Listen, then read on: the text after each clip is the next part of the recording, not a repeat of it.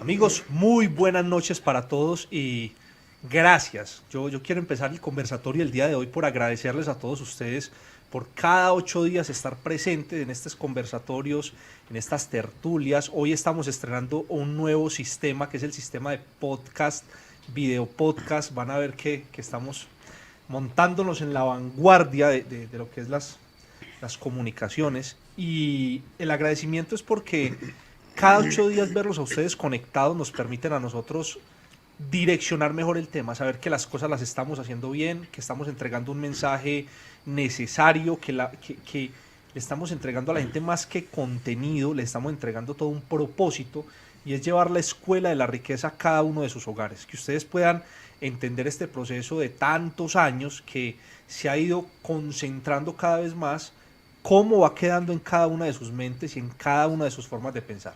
Así que nuevamente gracias y el tema de hoy, tenemos un tema muy particular porque en la actualidad se habla mucho de, listo, sí, yo soy emprendedor o yo soy negociante o cuál es la diferencia entre hacer un negocio y ser un empresario, qué valores implica ser un empresario, cuándo te conviertes realmente en un empresario y que deje de ser un cliché. Yo, como ustedes saben, pues yo participé durante mucho tiempo y actualmente todavía participo de negocios de redes de mercadeo.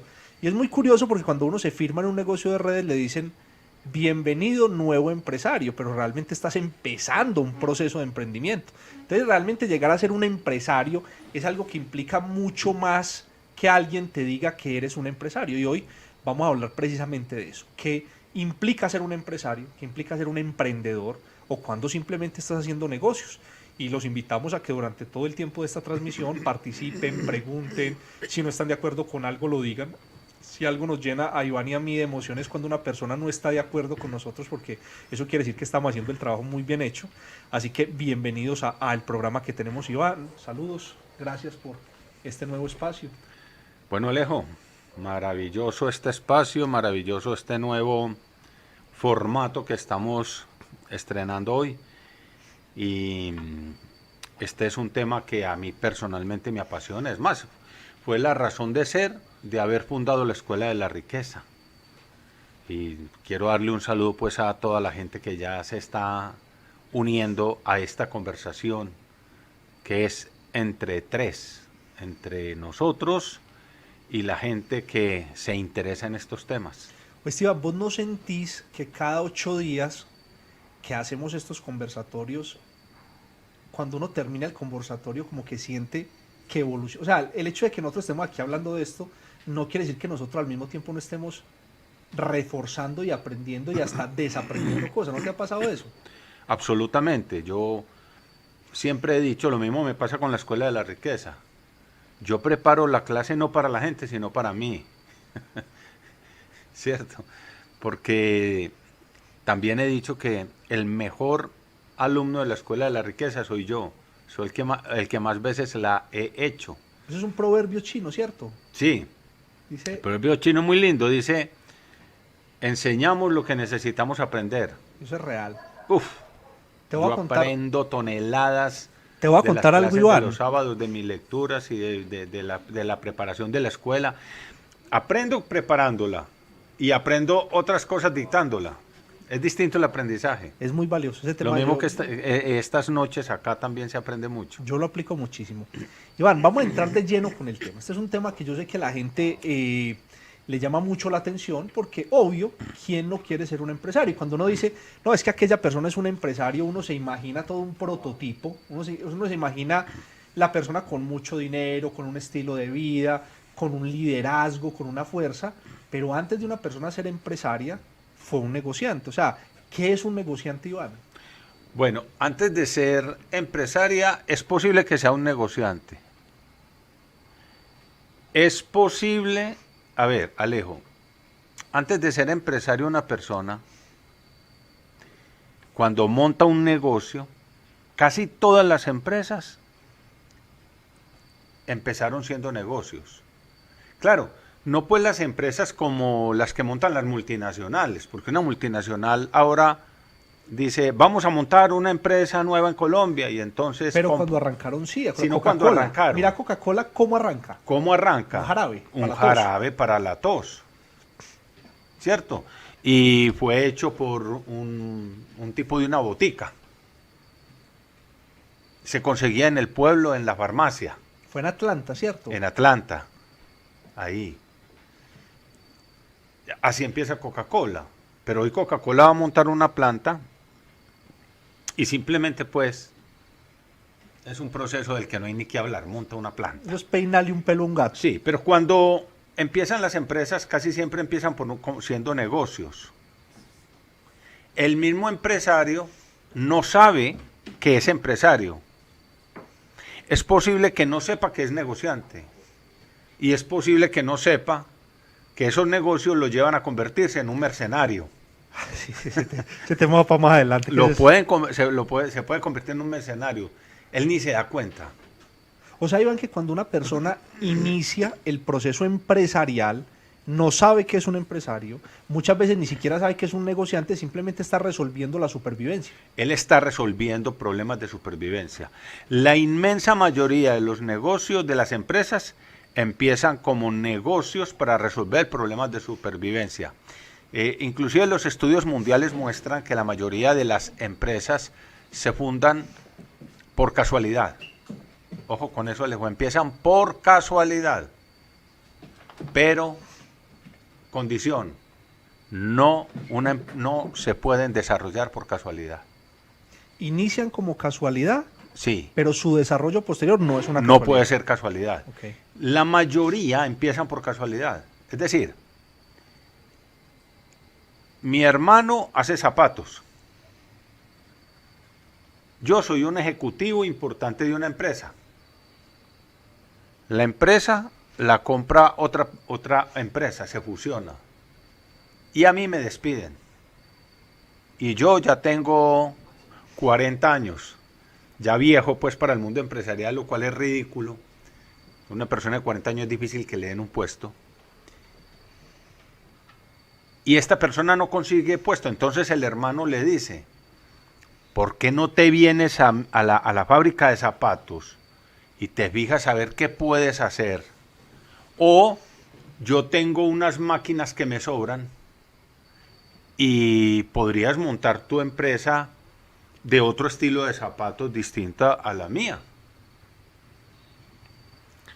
Y el tipo que nunca se ha interesado en eso va, y como tiene necesidad de supervivencia, pues arranca con la empresa de zapatos.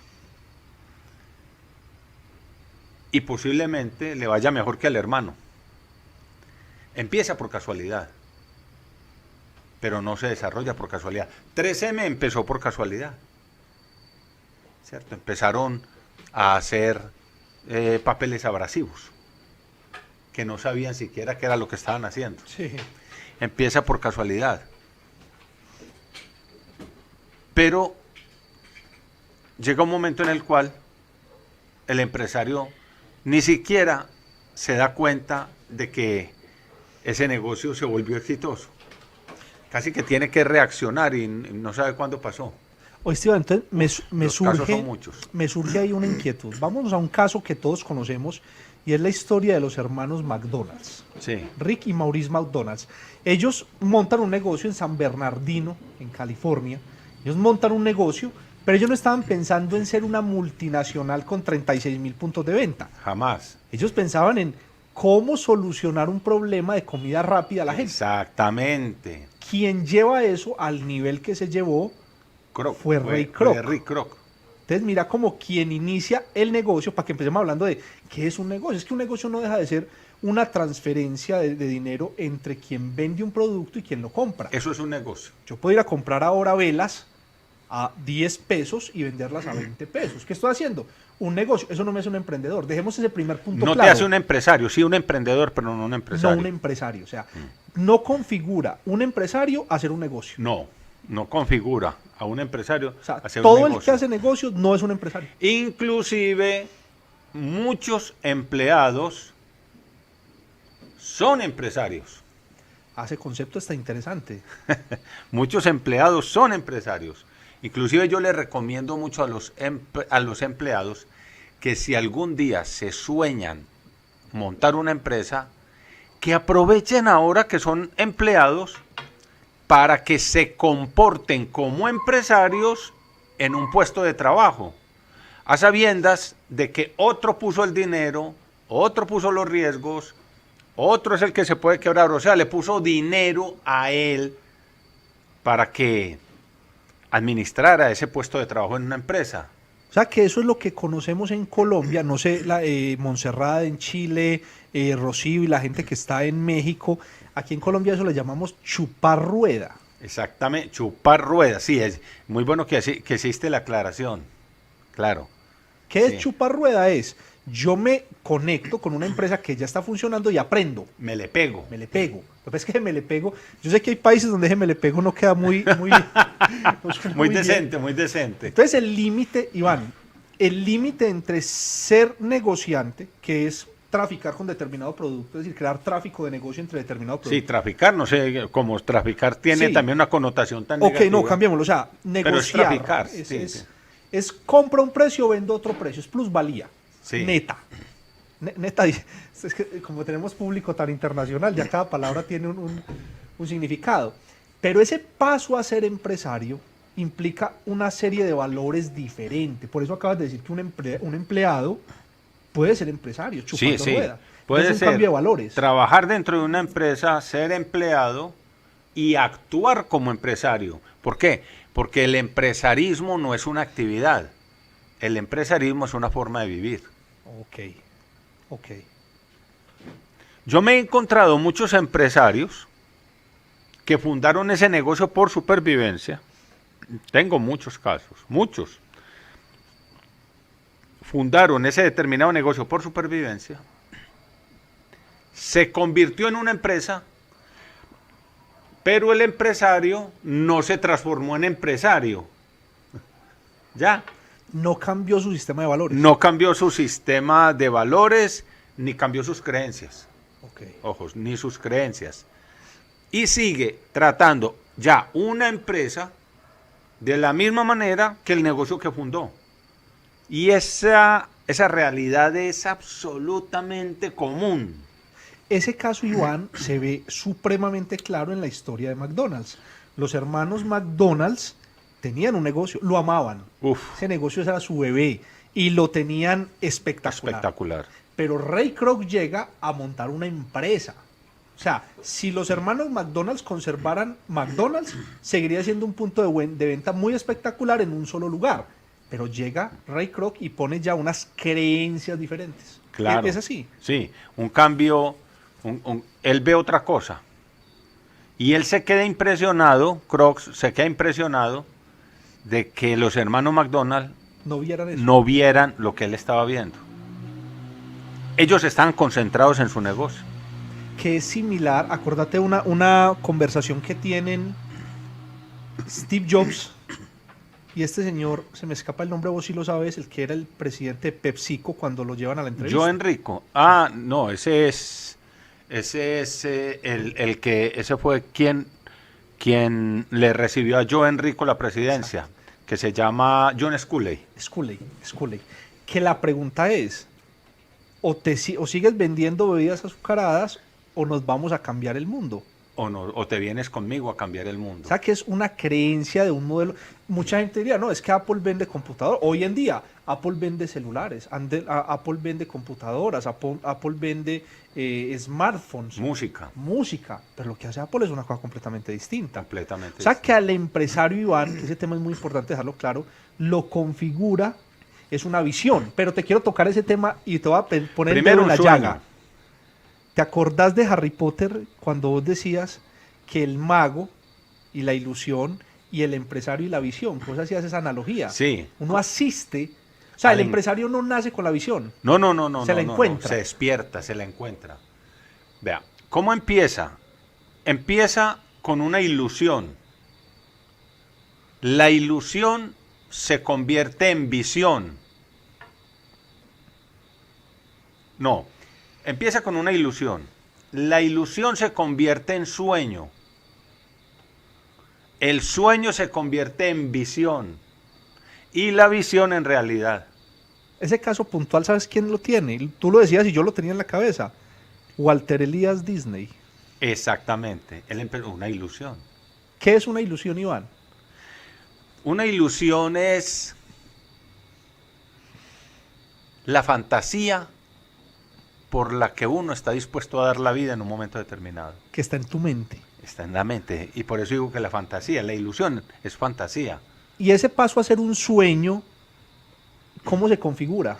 Pues voy a pensar en el fundador de IBM, Thomas Watson, que él empezó arreglando balanzas de carnicería y máquinas sumadoras de esas de palanca, que eran las de la época, Que no nos tocaron ni a vos ni a mí. en una carreta.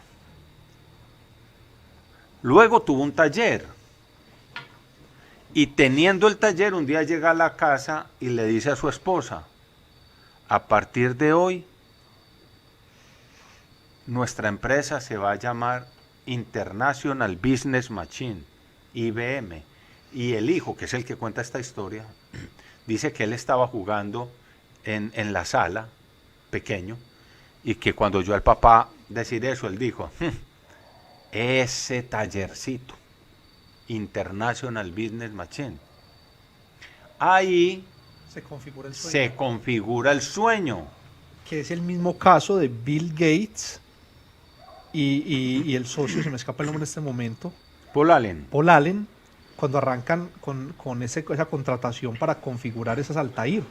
Y Exactamente. después viene Steve Jobs con Wozniak en un garaje, fumando marihuana y metiendo LSD, después de ir a una marcha. ¿Te acuerdas que fue toda esa época de la contracultura? Claro. Y ellos eran hippies. Acuérdate que Steve Eran Jobs estuvo en la hippies. India y todo ese movimiento con el rayón que él tenía de su infancia. El tipo en un taller arrancan lo que hoy es la marca, no sé si todavía sea, no sé si Amazon ya la tumbó, pero hasta hace muy poco Amazon era Apple, La más valiosa del mundo. la marca más valiosa del mundo. Empezó en un garaje. Claro, claro. De manera que empieza con una ilusión que se convierte en un sueño, pasa a una visión y la hace realidad.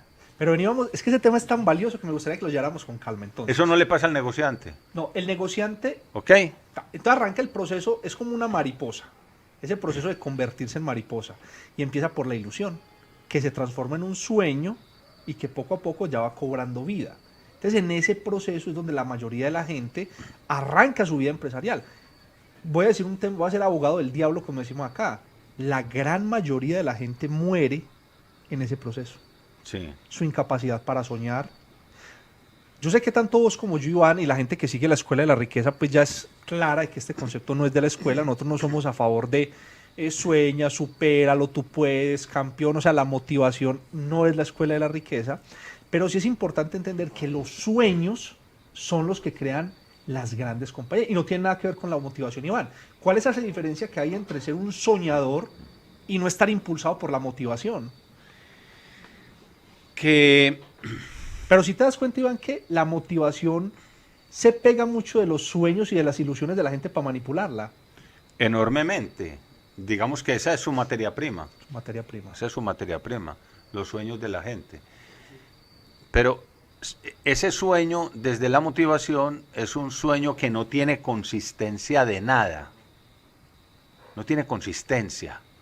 En cambio, el sueño del empresario, sí. El sueño del empresario se vuelve acción. O sea, el empresario sueña y actúa. A ver, ¿cuándo cuándo el sueño del empresario se vuelve visión? Cuando el sueño empieza a ser fundamentado por la determinación. El sueño necesita determinación, que la determinación es la decisión irrestricta, no negociable, de que lo voy a hacer. Ahí viene un tema, Iván, que te lo quiero preguntar a nivel personal. Tu sueño, que lo conozco pues porque llevamos muchos años trabajando juntos, Sí. es que la Escuela de la Riqueza sea conocida a nivel internacional, es que la Escuela de la Riqueza penetre en lo más profundo de la sociedad latinoamericana y ojalá mundial. Ese es tu sueño. Sí, ese es mi sueño, sin duda alguna. Es una obsesión. Te lo decía es porque si en este momento llegara una propuesta de una empresa, digamos, no sé, voy a poner un ejemplo, Microsoft, y dice, Iván, lo vamos a contratar por $20,000 mensuales. Eso no te seduce. No, al empresario no lo seduce la plata, al negociante sí. Ese tema Fíjate es- que acá se empiezan a mezclar ya. La diferencia entre el empresario y el negociante es esa. Que el empresario, para el empresario, la plata, el dinero, es una consecuencia de un propósito. En cambio, para el negociante, la plata es el propósito. Y para el mercenario, la plata es el motivo de... Único. Lo hace un traficante. Se vuelve un traficante, es un traficante de dinero. ¿Cierto? Entonces, la diferencia es absolutamente radical. Y ahí es donde ese negocio que empezó como negocio, el empresario tiene que despertar a convertirlo, a darse cuenta que esa empresa, cuando ya se convierte en un propósito y que ya no lo mueve la necesidad de hacer dinero, sino la necesidad de llevar a cabo un propósito que en el buen empresario siempre es la generación de bienestar en sus proveedores, en sus clientes y en sus empleados. Es que Iván, te hice ese comentario puntual. Aquí me pregunta alguien, Rafael pregunta, ¿cómo lograr que la realidad no mate la visión? O sea, mira que muchas veces la realidad, llevémosle a este punto, a veces la realidad de uno como empresario es difícil, empezando, y uno tiene esa visión de que va a llegar a un lado, pero la realidad lo coge a uno y lo atornilla. ¿Cómo? O sea, es una pregunta del cómo, pero vale la pena como darle respuesta. Solo hay una manera de hacerlo. El empresario tiene que sentir que su sueño es más grande que él. Su sueño lo sobrepasa. Al empresario lo tiene que sobrepasar el sueño. Porque esa es la única manera de que el empresario es capaz de sacrificar su propio bienestar del presente por el bienestar que quiere construir frente al futuro. Es decir, el empresario construye su futuro sufriendo. Ahora, esa palabra sufrimiento valdría la pena explicar bien de qué se trata. Claro.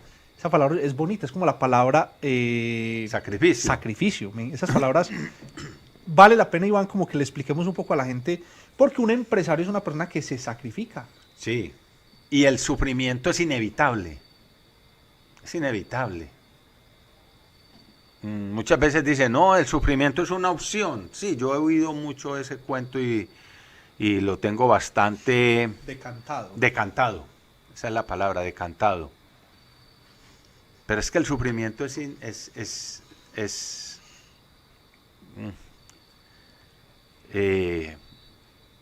el sufrimiento no nos pide permiso. No es opcional. No es opcional. Hay mucho dolor y hay mucho sufrimiento.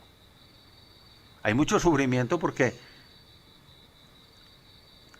cuando las cosas no fluyen siquiera, ni siquiera fluyen.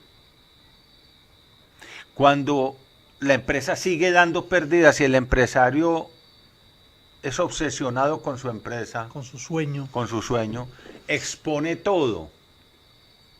Nosotros hemos expuesto todo. ¿Cierto? Llegar uno a hipotecar su casa por cumplir ese sueño de empresario. ¿Sabes de quién me haces acordar, Iván? Discúlpame que te interrumpa.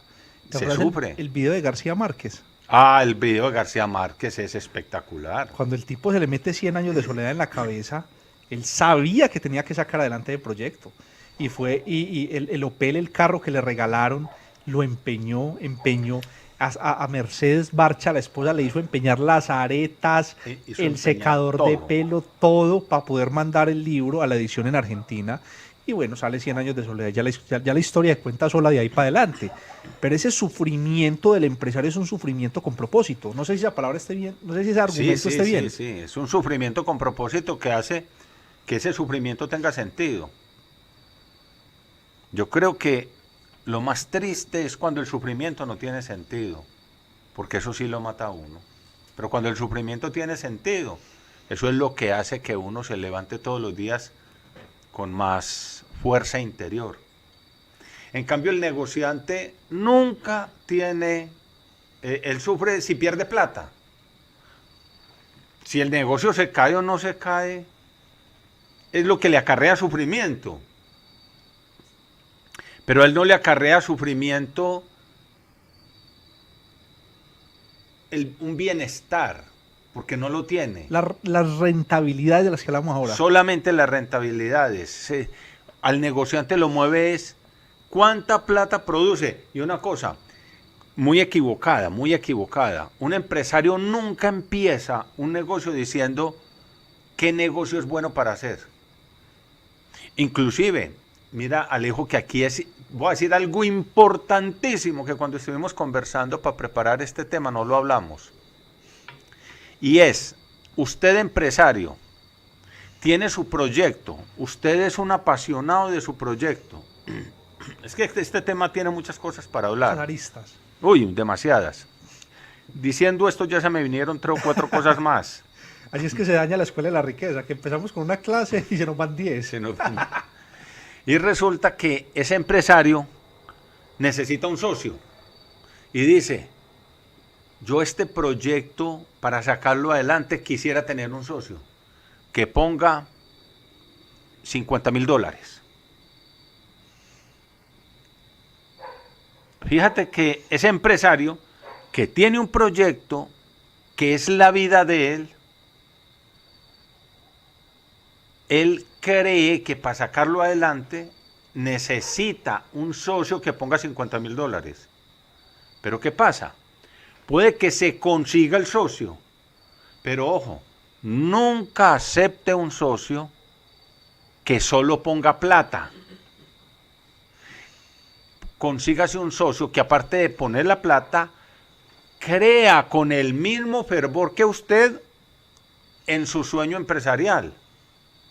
Comparta su propósito, porque o si no, usted no se va a quitar ese tipo de encima diciéndole, esto no llega al punto de equilibrio, esto no da plata, ¿cuándo voy a tener utilidades? Mejor que si usted con el negocio y yo retiro mi plata, devuélvame mi plata. Lo va a enloquecer, porque si el tipo si usted necesitaba un socio que pusiera plata, él lo único que le va a importar es la plata, al no ser que comparta su propósito con usted. Que ahí viene uno de los grandes problemas de las empresas que entran a bolsa. Uy. Entonces, cuando una empresa entra a la bolsa, ya los administradores de las empresas están buscando más cómo le responden a los accionistas. A mí me encanta, Iván, la historia empresarial de Richard Branson, porque Richard Branson, y ahí quiero llegar a hilar un tema muy, muy fino. Ahorita en la pandemia tuve la oportunidad de hablar con muchos amigos que tienen negocios, empresas, y digamos que ya la escuela de la riqueza me enseñó a mí a separar negocios y empresas, son dos cosas distintas. Dos cosas distintas. Y muchos me decían, no, Alejo, enredado, no he podido pagar esto, me tocó vender una casa, estoy perdiendo. O sea, todo el tiempo en la pandemia era en función de ellos, pero nunca escuché a ninguno de ellos decir, estoy supremamente preocupado porque tengo a mis empleados en la casa sin generar ingresos. O sea que la empresa real, la empresa consciente, ese capitalismo solidario del que tú y yo somos abanderados, sí, tiene que estar en función de la gente. Por eso Richard Branson está ahí viene el cuento del Ubuntu. Y mira que todo se conecta.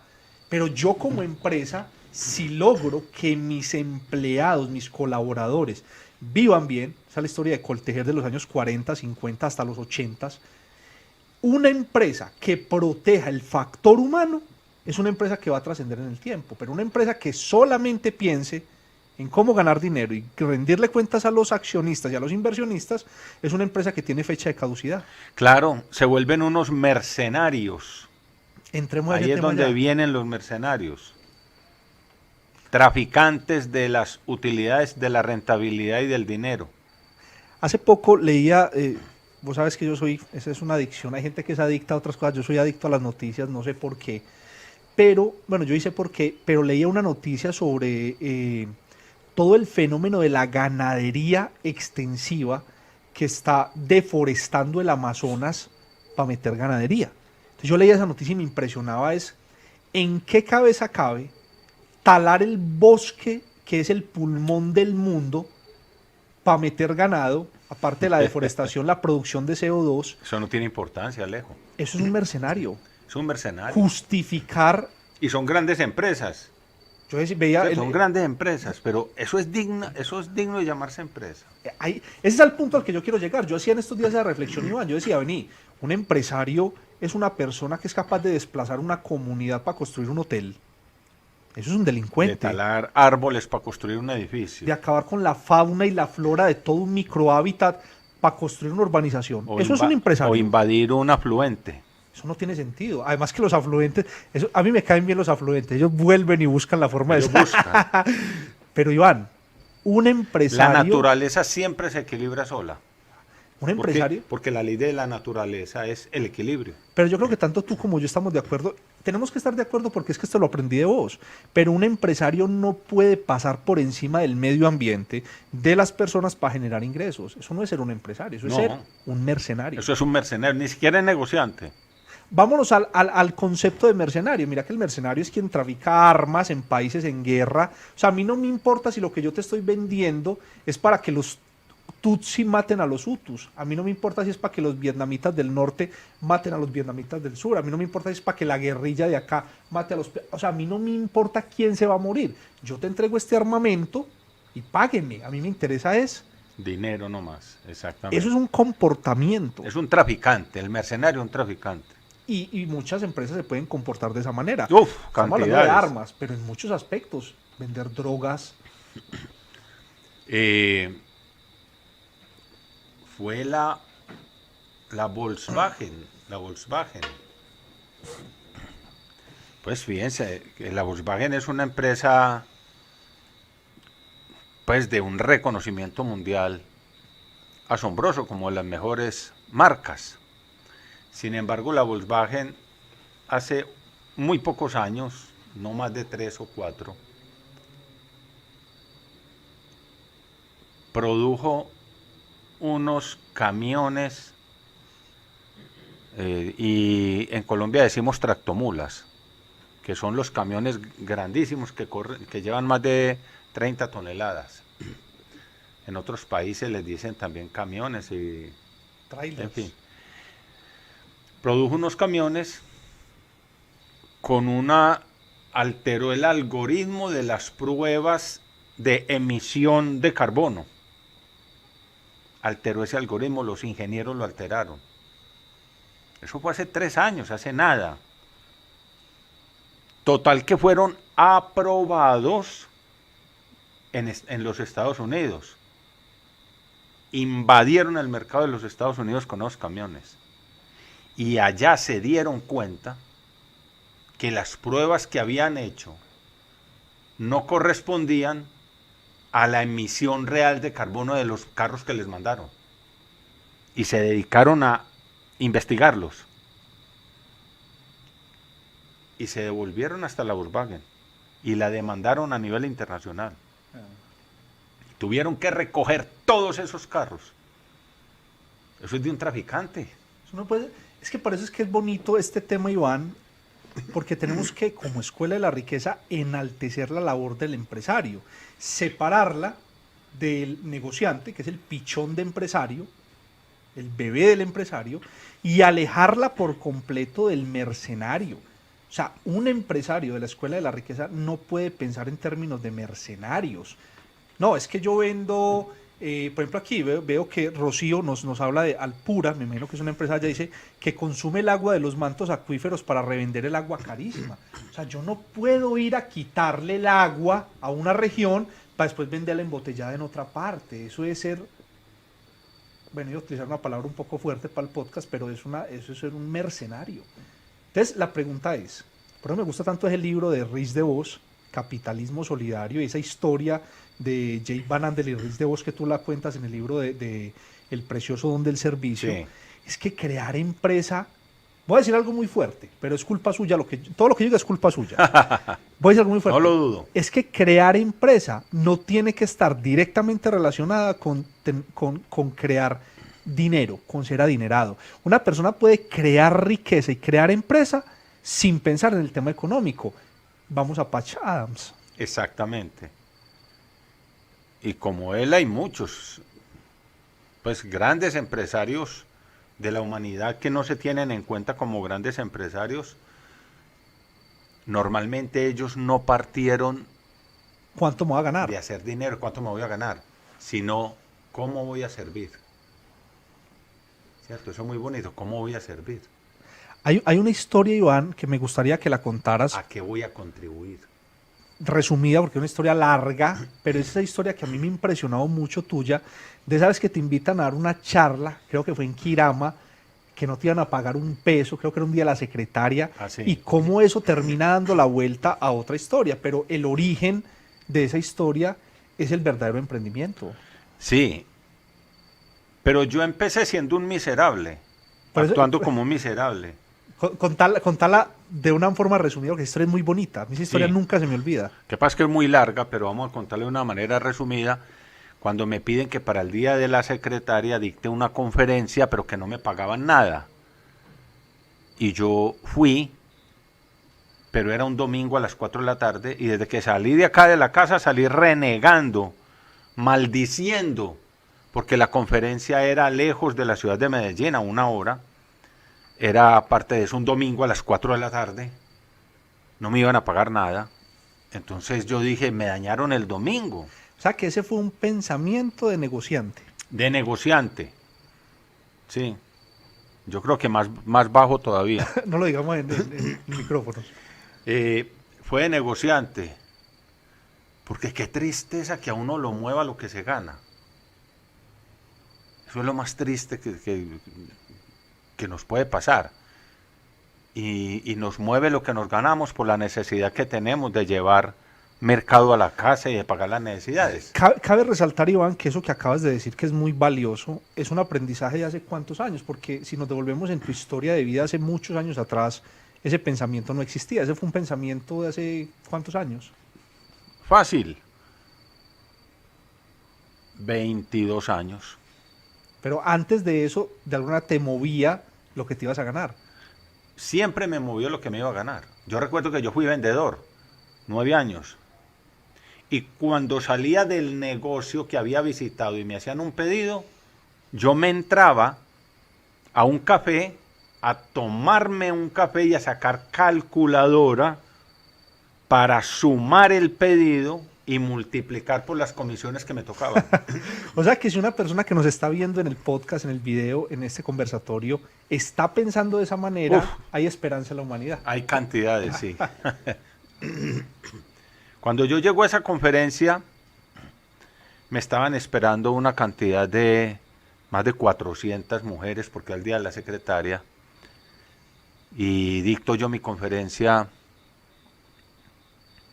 y fue un éxito completo. Lo que más miserable me hizo sentir fue cuando el aplauso que me dieron, cuando terminé. Era un aplauso que no paraba.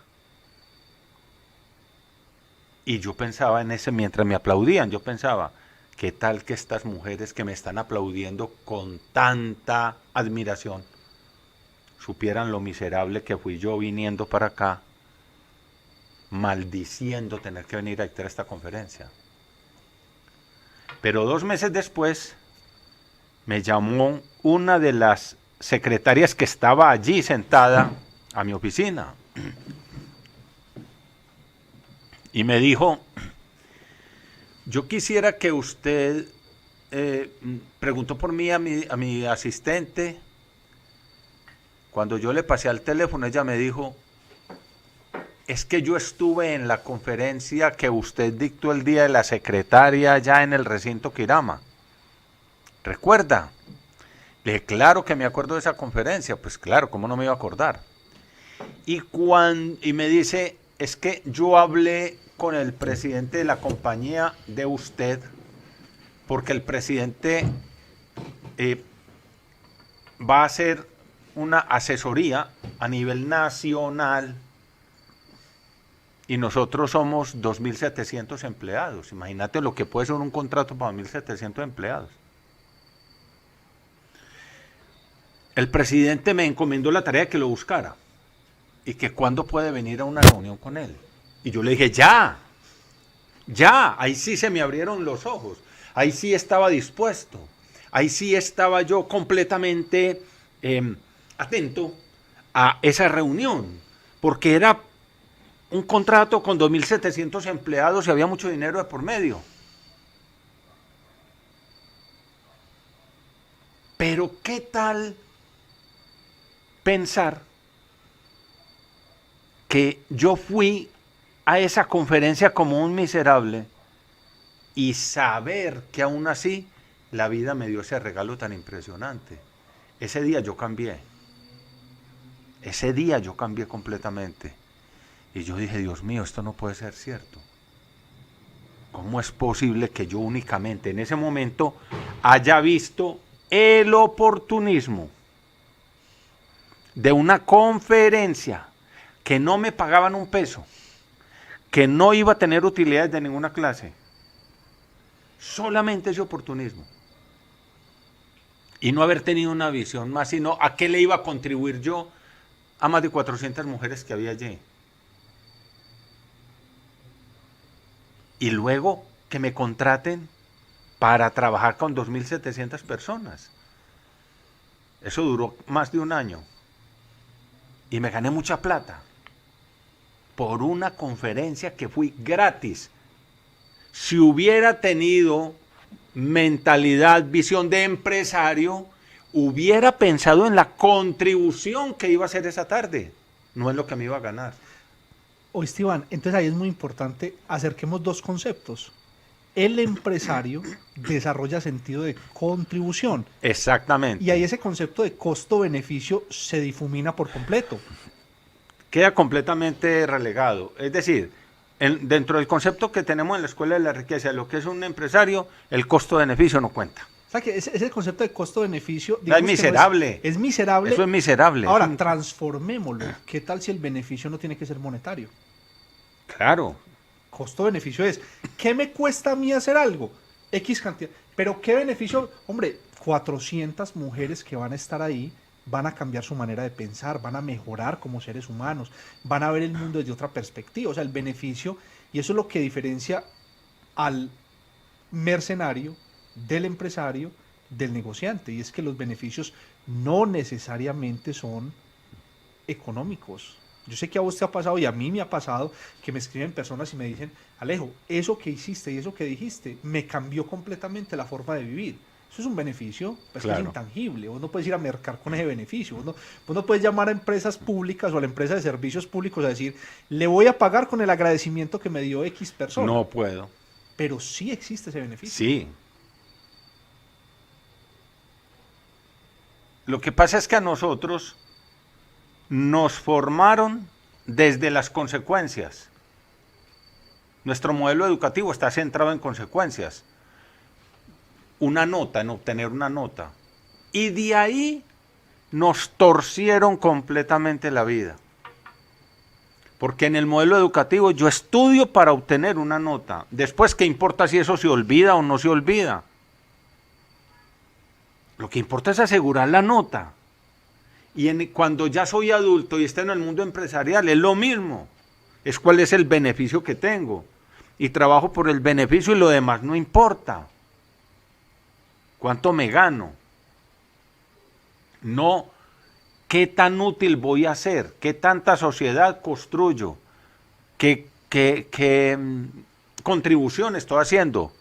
Por ejemplo, en este momento está conectada en Samaná, que nos dijo una gran amiga de Willington, ¿cierto? Ella se llama Julie Marcela. No la conocemos. Pero, ¿qué tanto este conversatorio de hoy puede hacer por Julie Marcela en su vida? Y no la conocemos siquiera. Y posiblemente no la vamos a conocer. ¿O sí? O sí. Pero ¿qué tanta importancia le damos nosotros y a las demás personas que están conectadas la contribución que hace y no que nos ganamos? ¿cierto? Entonces uno es empresario cuando deja de ser un negociante de los resultados y cuando deja de ser un traficante de los beneficios económicos. Y pasa una cosa muy curiosa, Iván, y es que cuando las personas se desconectan de ese resultado económico y dejan de estar pensando en...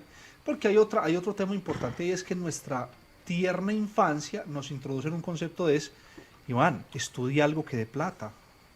Entonces fíjate que... Algo que sirva. Algo que, pero que ese sirva es que dé mal. plata.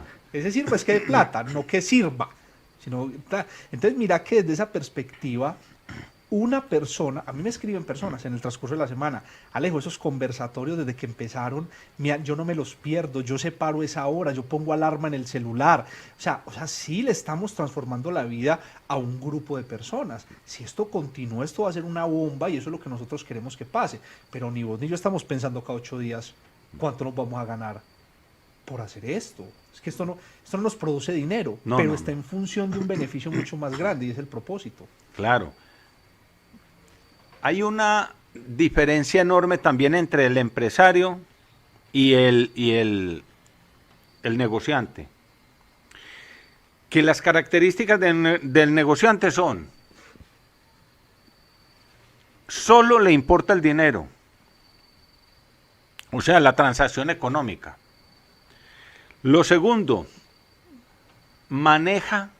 es un tipo que no maneja el riesgo, sino que se vuelve temerario. ¿Cuál es la diferencia, Iván, entre arriesgado y temerario? El empresario corre riesgos, la responsabilidad. La diferencia entre arriesgado y temerarios es el sentido de responsabilidad. El empresario corre riesgos con responsabilidad. Okay. En cambio, el negociante es un aventurero. Es a ver si le funciona, si le sale. Entonces uno se tiene que preguntar si la operación económica que está haciendo, financiera que está haciendo, tiene riesgo o soy simplemente un temerario. Que es como los niños pequeñitos que se tiran por cualquier parte. Que se tira por cualquier parte. A ver si le funciona o no le funciona. El empresario asume riesgos, llamémosle así, controlados. Sí, en este libro de los originales hablan mucho de eso. Mucho de eso. Que no dice, no, es que Bill Gates, es que Steve Jobs eran unos temerarios. No. Ellos dicen, en el libro original les dice que ellos, hablando del riesgo, dice, no, ellos no eran unos amantes del riesgo. Ellos sabían muy bien qué paso daban. Ellos sabían qué paso daban, lo estudiaban, lo calculaban, y si era del caso, no daban un paso que no estuviera bajo su control. ¿Sí? Nosotros creemos que correr riesgo es no tener control. No. Esa es la diferencia entre temerario y arriesgado. Esa es la diferencia. O sea que, Iván, para ir dándole ya forma a este podcast, a este conversatorio que estuvo buenísimo, es el negociante genera plusvalía a través de la venta y compra de un producto o servicio. No hay una filosofía detrás. No hay nada. No hay contribución. No hay propósito. No hay propósito, nada de eso. Solo ganar dinero. Solo ganar dinero. Ese es el negociante. El empresario ya implica otra serie de valores. Piensa en la gente, piensa en el medio ambiente. La ética. La ética. O sea, un empresario por derecha debe ser ético. Si un empresario no es ético, no merece llamarse empresario. Es un mercenario. Es un mercenario. O sea que la persona que es capaz de talar un bosque para generar ingresos no es un empresario, es un mercenario. Claro, absolutamente. Los que explotan las minas, estas empresas mineras. Extractivas. Eso es pura economía extractiva. O sea, economía extractiva es la que solo piensa sacar un beneficio para ellos. Te voy a contar una historia, Iván. Permíteme en estos 5 minuticos que me quedan. Y es la historia en Bolivia. ¿Conoces Bolivia? Sí. Las minas del Potosí. El Potosí fueron las minas donde más plata había en la época de la conquista y los españoles saquean esas minas de plata y ojo con este dato, es importante. Ellos se llevan en plata para Europa el equivalente a 3 veces la economía europea del año 1700. O sea, es decir, todo lo que valía la economía europea en el año 1700 fue lo que ellos se llevaron 3 veces en galeones de plata. O sea, saquearon Bolivia, que hoy en día es uno de los países más pobres de América Latina, para construir toda la eficiencia que hoy vemos en Europa. Entonces, tú ves una Europa hoy bollante, pero se construyó con todo ese extractivismo mineral y con todos los indios que murieron en esas minas en jornadas de 16, 18 horas trabajando, asfixiados por esos gases para sacar ese mineral para la época de la conquista. Entonces, ese ejemplo, que es muy duro contarlo, es traerlo a la vida actual. O sea, yo no puedo decir que estoy generando dinero con la, ¿cómo le llamo? O sea, con el sufrimiento o con la, no sé qué palabra usar, pero con lo mal que te vaya a ti, yo genero dinero. Eso no es ser un empresario. Claro, lo mismo pasó con los cultivos de algodón en los Estados Unidos, que se fundamentan en la esclavitud. La guerra de secesión de los Estados Unidos la genera precisamente ese abuso de la mano de obra fundamentado en la explotación del algodón. O sea, que una persona que esclavice 20 o 30 familias negras traídas de África para que su finca produzca algodón que después se va a vender en Europa, eso no lo hace un empresario, eso lo hace un mercenario. Claro. Es una conclusión fuerte para cerrar el conversatorio de hoy. Sí, eso lo hace un mercenario. Lo mismo que lo hacen nuestros mal llamados empresarios del campo, explotando a los campesinos, por ejemplo, cogiendo café. Sí, claro. ¿Cierto? Hace o poco en los cañabuzales, en Cuba, la jima, la jima. el tequila. O sea, mira que está en Santo esa la zafra del azúcar en Cuba, la jima del tequila en México. Es decir, la pregunta es, ¿con mi actividad económica genero bienestar para la población y genero ingresos? ¿O genero malestar para la población y genero ingresos? Eso define la diferencia entre un mercenario y un empresario. Aquí pregunta, por ejemplo, Rafael, ¿pueden ser excluyentes el hecho de ser negociante y ser mercenario? Se puede convertir, el negociante es muy fácil que se convierta en mercenario, porque la obsesión por el dinero lo va a llevar a que se vuelva luego un traficante, digamos, un traficante inexpugnable y tal vez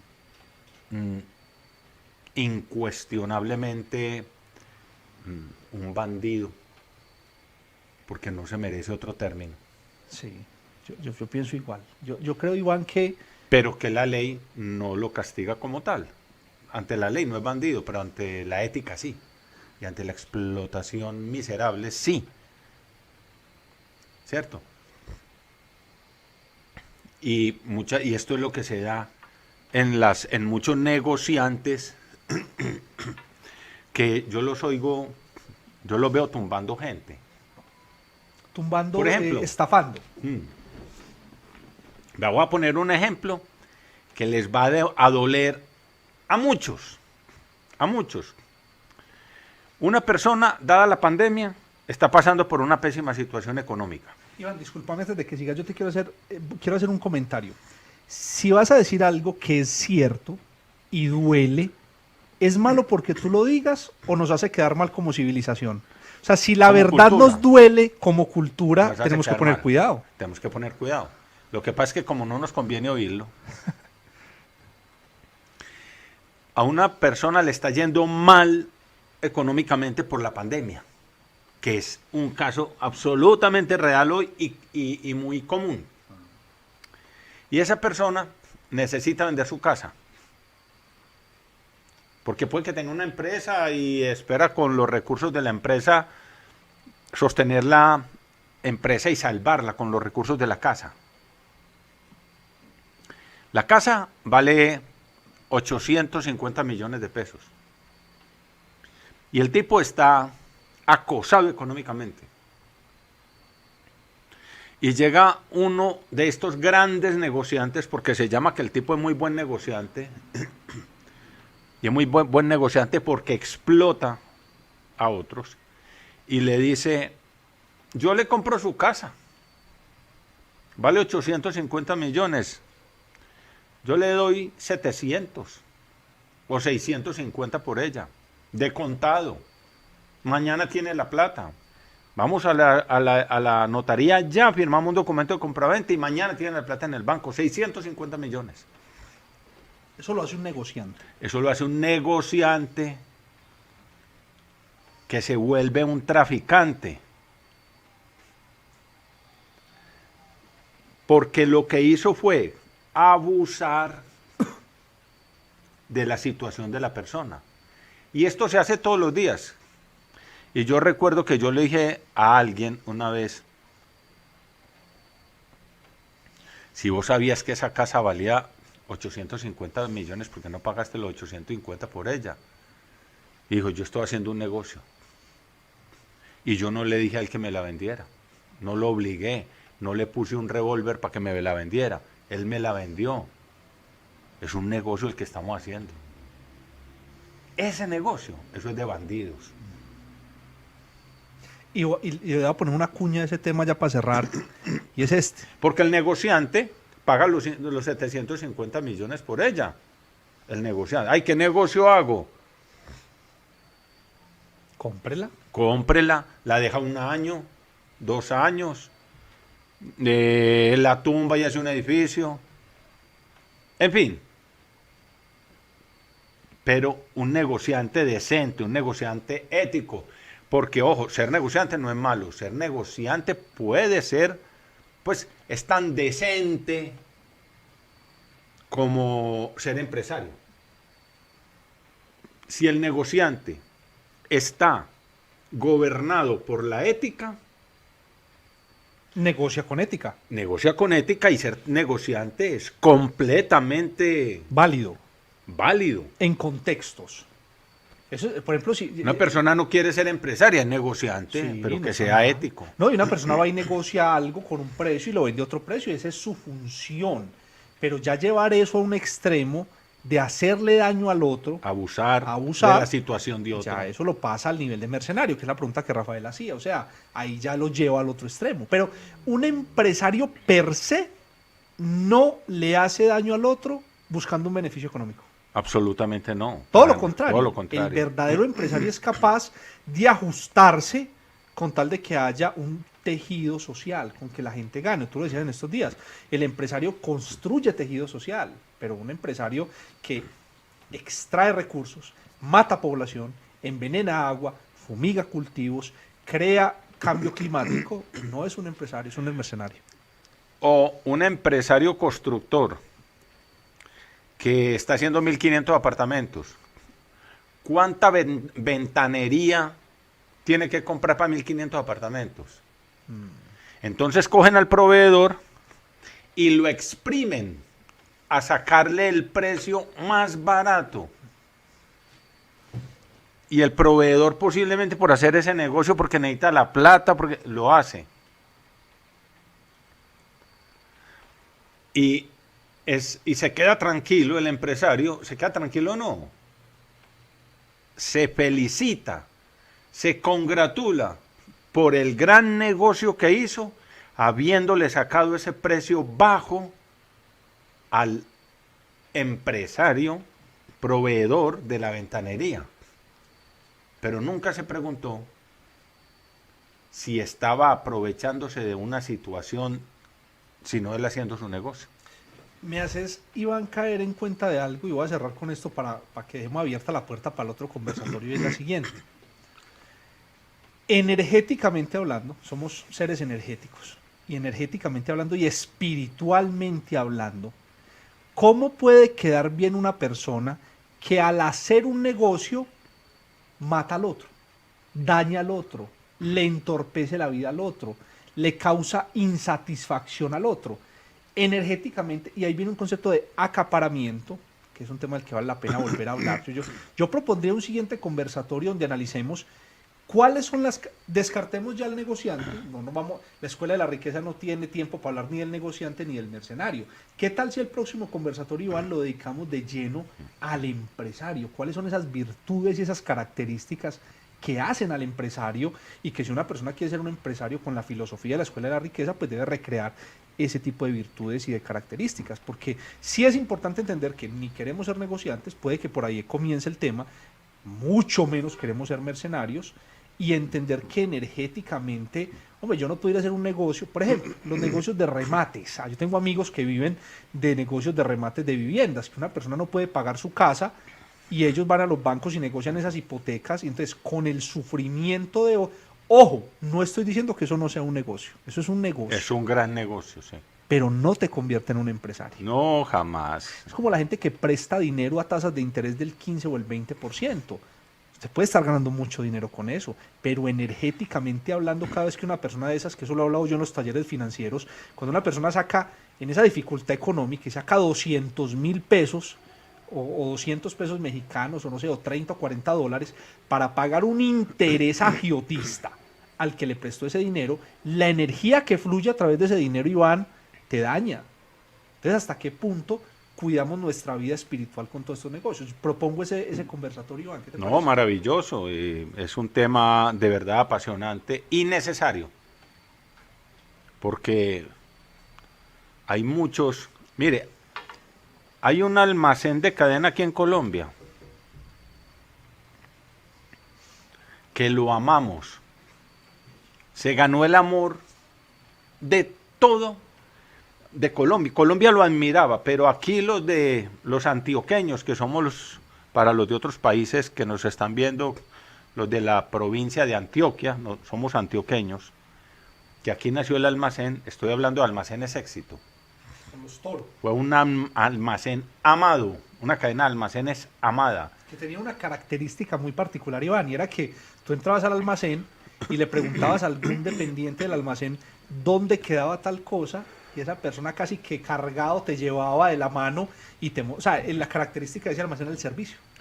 Y don Gustavo Toro, que era el fundador, yo recuerdo, porque a mí me tocó ser vendedor cuando don Gustavo Toro era el dueño de Almacenes Éxito, y ese señor, la orden que le daba a sus compradores era que le compraran primero a los empresarios más pequeños.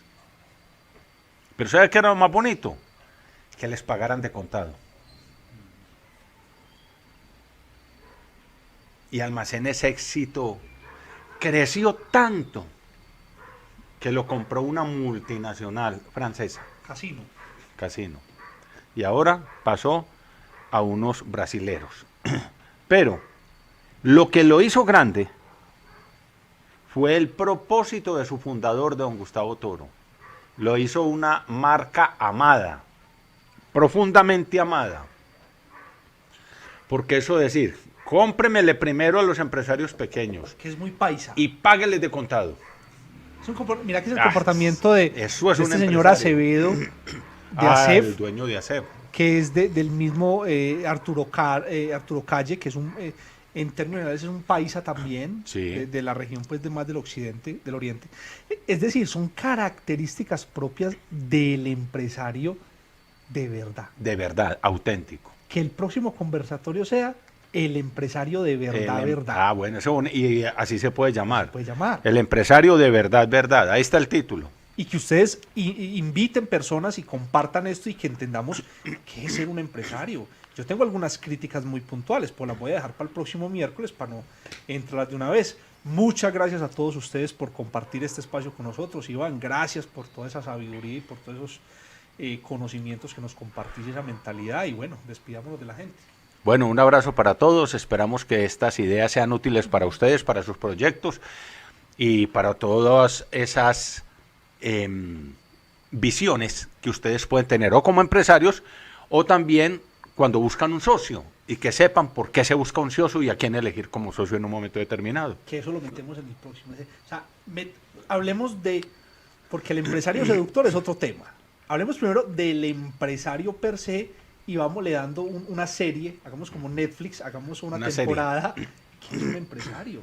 ¿Y qué es el empresario según la Escuela de la Riqueza? ¿Qué pretende la Escuela de la Riqueza con la formación empresarial que hace? Porque a la Escuela de la Riqueza van empresarios o pichones de empresarios. Sí.